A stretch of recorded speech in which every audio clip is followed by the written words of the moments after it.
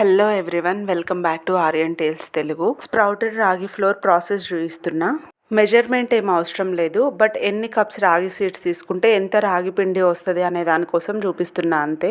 ఈ రోజు afternoon soak చేస్తే నెక్స్ట్ డే ఆఫ్టర్నూన్కి రాగి సీడ్స్ ఓపెన్ అవుతాయి స్ప్రౌటింగ్ కోసము. అండ్ నేను ఇక్కడ అదే క్లియర్గా టైటిల్స్లో కూడా మెన్షన్ చేసిన. అండ్ ఇట్లా హోల్స్ ఉన్న బౌల్ తీసుకోవడానికి ట్రై చేయండి.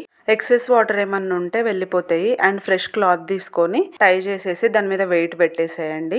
ఈ రోజు నైట్ మీరు స్ప్రౌట్ కోసం రెడీ చేస్తే ఇట్లా వెయిట్ పెట్టి నెక్స్ట్ డే మార్నింగ్ కి స్ప్రౌట్స్ వచ్చేస్తాయి. కంప్లీట్ గా 2 days ప్రాసెస్ పడుతుంది. 2 days టైం పట్టిన టోటల్ వర్త్. ఎందుకంటే మనం బయట కొనుక్కునే రెడీమేడ్ పిండిలో అది స్ప్రౌటెడ్ రాగి పిండా కాదా మనకు తెలియదు. ఇందాక చెప్పినట్టు అట్లీస్ట్ 2 times వాటర్ చేంజ్ చేయాలి. ఈ రోజు ఆఫ్టర్నూన్ నుంచి నెక్స్ట్ డే ఆఫ్టర్నూన్ వరకు సోక్ చేసినప్పుడు అప్పుడు రాగులు స్మెల్ రాకుండా ఉంటాయి.